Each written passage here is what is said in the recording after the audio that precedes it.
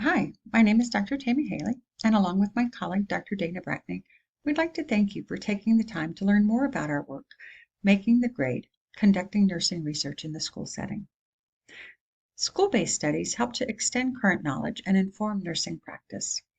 The school environment provides the researcher with a cross-section of community by bringing together individuals with diverse backgrounds and perspectives that might not otherwise cross paths. Children, adolescents, parents, healthcare providers, and educators have identified the school setting as a convenient and familiar place to interact. Despite the recognized benefits of school-based research, the school setting presents many unique challenges to the nurse researcher. Traditional nursing research textbooks and training describe research methods, ethics, and applications well. However, these resources provide little information describing how to gain access to the research settings, including community settings such as schools. Recognizing that early career researchers need information on navigating the complexity of conducting research in school settings, we provide guidance with two case examples illustrating real-world experience with access to and completion of research in the elementary and high school. Using a case study approach, our work describes researcher experiences in the school setting and identifies strategies to mitigate barriers for nurses interested in conducting research in schools. Case Study 1 provides an overview of interventional research in an elementary school setting, while Case 2 provides an overview of cross-sectional multi-site research survey in the high school setting. Despite the numerous benefits of school-based research, generating support and permissions for school access may be a time-consuming effort requiring considerable groundwork in advance of planned research. In comparing these two case examples, we identified that the barriers and benefits we experienced were common to the school setting, not unique to a specific school. Based on researcher experience employing different methodologies in rural public school populations of different age, grade level, and developmental stage, several key factors for the successful integration of research were identified. To assist both the novice and experienced researcher, we suggest the following. First, do your homework to identify school and community priorities and values. The examination of publicly available documents, such as the school mission, academic calendars, and organizational charts, may be beneficial in identifying who can actually grant permission for access to school units, and will also help identify for researchers how their research is or isn't in line with institutional priorities. Understanding the structure and function of the school system and the timing of the research project in context of the academic cycle and the school day is beneficial and can save time when seeking site access and cooperation.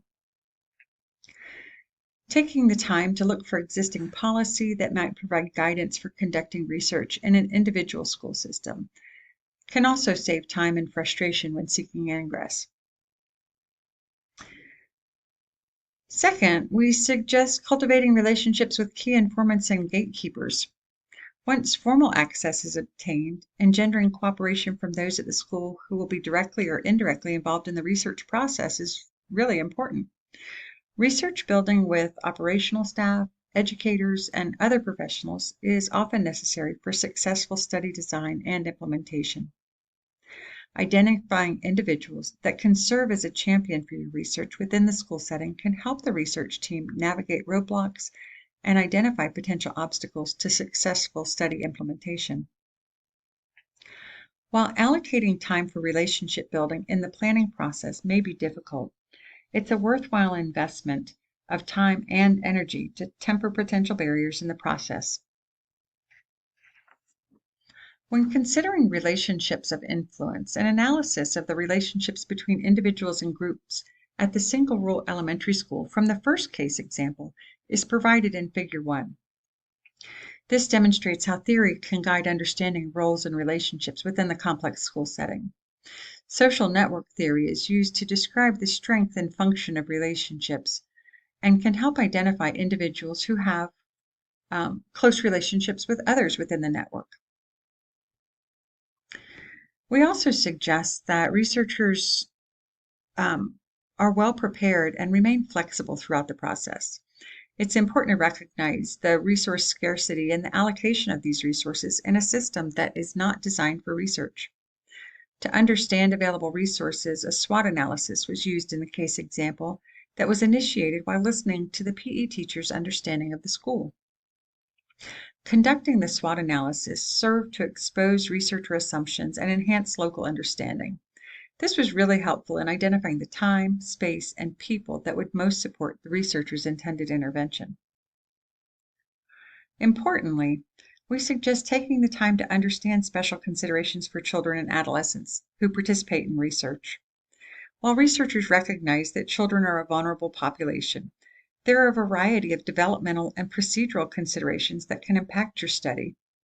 And conducting school-based research really requires an understanding of participant autonomy and developmental stage. Everything from assuring proper protocols for subject recruitment, including the process of consent and assent, to considerations for physical and emotional safety during participation. Consulting with the IRB and the State Department of Education during the planning process, and taking time to review existing site-specific research policies will help to tailor planned research, increasing the likelihood of successful access and implementation. The use of opt-out or passive consent for research among youth has been identified to increase sample representativeness and participation rates. However, the use of an opt-out consent might not be appropriate in all instances, and additional time and effort might be required during subject selection and recruitment to gather active consent for participation. In our case examples, we identified that confidentiality might be of particular concern for adolescent research participants, and measures were used within the research plan to build trust and assure security of data. In the elementary school case, recognizing that body image awareness and concerns are present even among very young children, privacy screens for the collection of biometric measures were used to help provide protection for these participants. Lastly, based on our experience, we suggest that researchers find ways to give back to the site to maintain strong relationships for future research, remembering to communicate findings to interested and involved stakeholders at the conclusion of your research project may lay the foundation for future researchers and lend support to school programs. This information exchange highlights for the school community the value of research and the importance of participation.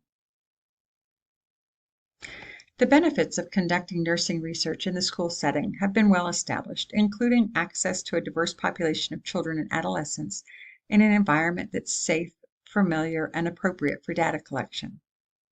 Conducting research in the school setting is identified to be a time-intensive endeavor requiring considerable upfront planning. As the case examples demonstrate, research in the school setting is balanced with the realities of complex systems, multiple gatekeepers, and the increased time needed to engender cooperation, navigate access, and obtain consent and assent. The outlined strategies and the use of social network theory along with the SWOT analysis provide useful tools for novice and experienced researchers to gain access and conduct research in schools. While considerable uncertainty related to the planned large-scale in-person reopening of schools continues at all levels, planning ahead by doing your homework, allowing time for cultivating relationships, being well prepared, remaining flexible, following the rules, and giving back when possible continue to be important factors to help researchers successfully navigate the identified challenges of conducting school-based research. For more information on this project and the resources that we utilized, you're welcome to scan the QR code for a full listing of references. I appreciate your time and attention in taking part in listening to this presentation of Making the Grade, Conducting Nursing Research in the School Setting. Thank you.